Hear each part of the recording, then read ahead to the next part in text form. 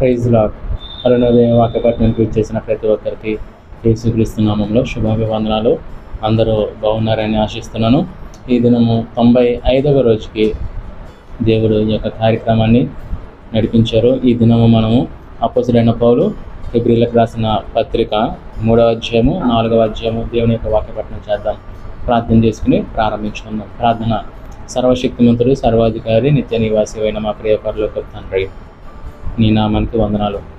ఈ దినము అరుణోదయ వాక్యపట్నంలో హెబ్రీయులకు రాసిన పత్రిక 3వ అధ్యాయము 4వ అధ్యాయం చదువుతుండగా మీ తోడు మీ సహాయం దయచేయమని అడుగుతున్నాం తండ్రి.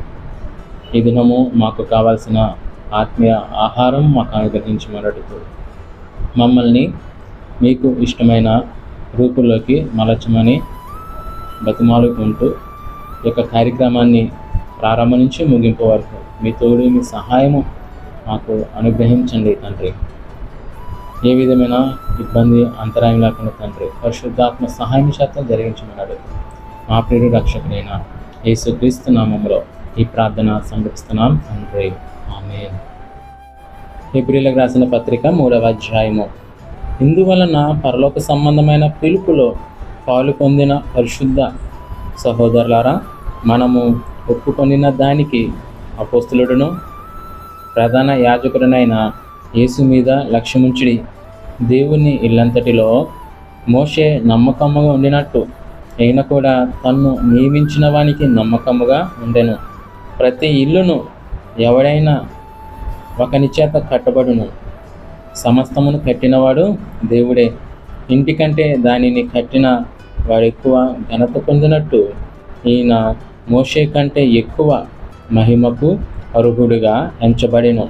ముందు చెప్పబోవు సంగతులకు సాక్షార్థముగా మోషే పరిచారకుడయుండి దేవుని ఇల్లంతటిలో నమ్మకముగా ఉండెను.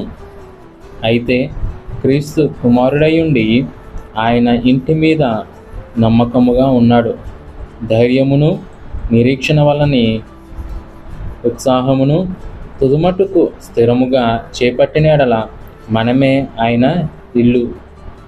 మరియు పరిశుద్ధాత్మ ఇట్లు చెప్పుచున్నాడు, నేడు మీరు ఆయన శబ్దమును వినిన ఎడల అరణ్యములో శోధన దినమందు కోపము పుట్టించినప్పటి వల్లే మీ హృదయములను కఠినపరచుకొనకుడి. 40 సంవత్సరములు నా కార్యములను చూచి మీ పితరులు నన్ను పరీక్షించి శోధించిరి. కావున నేను ఆ తరము వారి వలన విసిగి వీరెల్లప్పుడూ తమ హృదయ ఆలోచనలో తప్పిపోచున్నారు. నా మార్గములను తెలుసుకొనలేదు గనుక నేను కోపముతో ప్రమాణము చేసినట్టు వారు నా విశ్రాంతిలో ప్రవేశింపరని చెప్పి తిని. సహోదరులారా, జీవము గల దేవుని విడిచిపోవునట్టి విశ్వాసము లేని దుష్ట హృదయము మీలో ఎవని ఎందైనను ఒకవేళ ఉండునేమో అని జాగ్రత్తగా చూచుకొనుడి.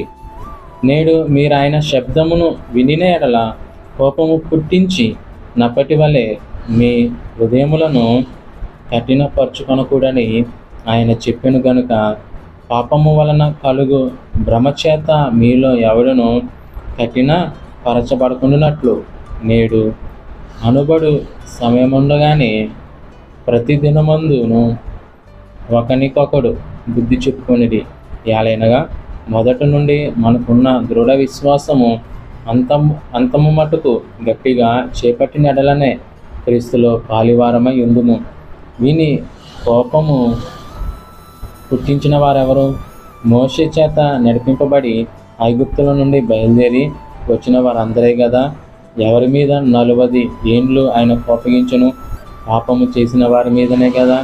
వారి శవములు అరణ్యంలో రాలిపోయాను. తన విశ్రాంతిలో ప్రవేశింపరని ఎవరిని గూర్చి ప్రమాణము చేసెను?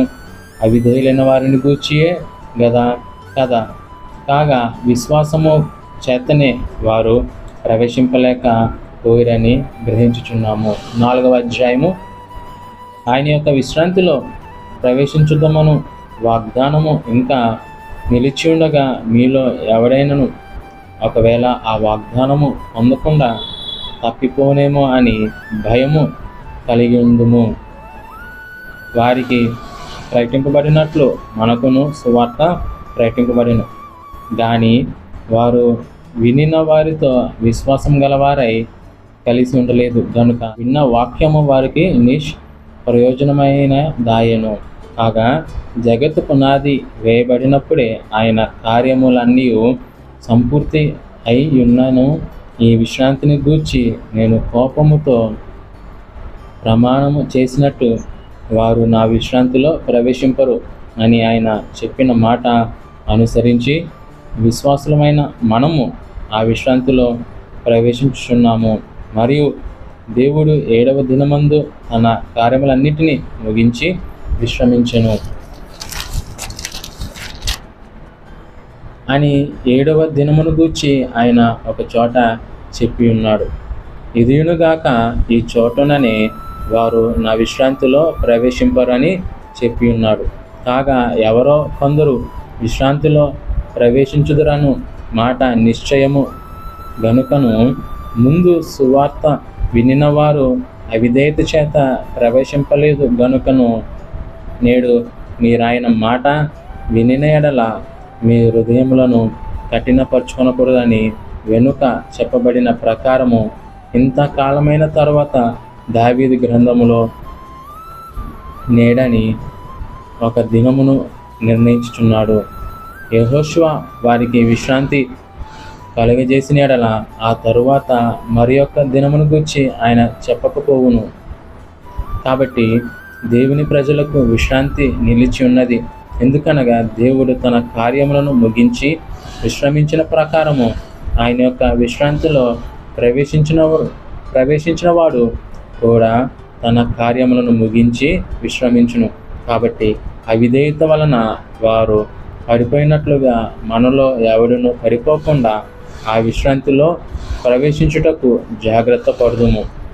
ఎందుకనగా దేవుని వాక్యము సజీవమై బలము గలదై 2 అంచులు గల ఎటువంటి ఖడ్గముల కంటెను వాడిగా ఉండి ప్రాణాత్మలను కీళ్లను మూలుగులను విభాగించున్నట్టు మటుకు దూరుచు హృదయం యొక్క తలంపులను ఆలోచనలను శోధించుచున్నది. మరియు ఆయన దృష్టికి కనబడని స్పష్టము ఏదియూ లేదు. మనం ఎవరికి లెక్క అప్పచెప్పవలసి ఉన్నదో ఆ దేవుని కనులకు సమస్తమును మరుగులేక తేటగా ఉన్నది. ఆకాశ మండలము గుండా వెళ్ళిన దేవుని కుమారుడైన యేసు అను గొప్ప ప్రధాన యాజకుడు మనకు ఉన్నాడు గనుక మనము ఒప్పుకొనిన దానిని గట్టిగా చేపడుదుము. మన ప్రధాన యాజకుడు మన బలహీనతలందు మనతో సహానుభావము లేనివాడు కాదు గాని సమస్త విషయంలోనూ మన వలనే శోధింపబడినను ఆయన పాపము లేనివాడుగా ఉండెను. గనుక మనము కనికరింపబడి సమయోచితమైన సహాయము కొరకు కృప పొందినట్లు ధైర్యముతో కృపా స్థానమునొద్ద చేరుదుము. దేవుడు ఈ యొక్క వాక్యమును దీవించి ఆశీర్వదించునుగాక. ఆమేన్. ప్రార్థన చేసుకుని ఈ యొక్క కార్యక్రమాన్ని మనం ముగించుకుందాం. ప్రార్థన. మమ్మల్ని మిక్కిలిగా ప్రేమించిన మా ప్రియ పరలోకపు తండ్రి, నీ నామానికి వందనాలు. ఈ దినము అరుణోదయ వాక్య పట్టణంలో హెబ్రీయులకు రాసిన పత్రిక 3-4 చదవడానికి ఇచ్చిన కృపకే స్తోత్రము తండ్రి. ఈ దినము చదవబడిన వాక్యంలో తండ్రి మాకు కొన్ని విషయాలు తెలియపరిచారు. ఇంకనూ రానున్న రోజుల్లో ఇంకా అనేకమైన విషయాలు మాకు తెలియపరిచి మమ్మల్ని ఆత్మీయంగా స్థిరపరచమని అడుగుతూ, మమ్మల్ని ఆత్మీయంగా నడిపించమని అడుగుతూ, మా యొక్క జీవితాలను తండ్రి మీ చేతులకు అప్పగించుకుంటాం తండ్రి. ఈ దినమంతా మేము చేస్తున్న ప్రయత్నంలో అన్ని విషయాల్లో మాకు సహాయం అనుగ్రహించండి. మేము చేస్తున్న ప్రయాణాల్లో కావచ్చు, ఉద్యోగాల్లో కావచ్చు, ప్రతి చోట కూడా మాకు ఎటువంటి కీడు కలగకుండా మీ దేవదూతల కావలి కంచి మాకు అనుగ్రహించమన్నాడు. సమస్తమును మీ చేతులుగా అప్పగించుకుంటూ మా ప్రియుడు రక్షకుడైన యేసుక్రీస్తు నామములో ఈ ప్రార్థన సమర్పిస్తున్నాం. ఆమేన్. అందరికీ వందనాలు.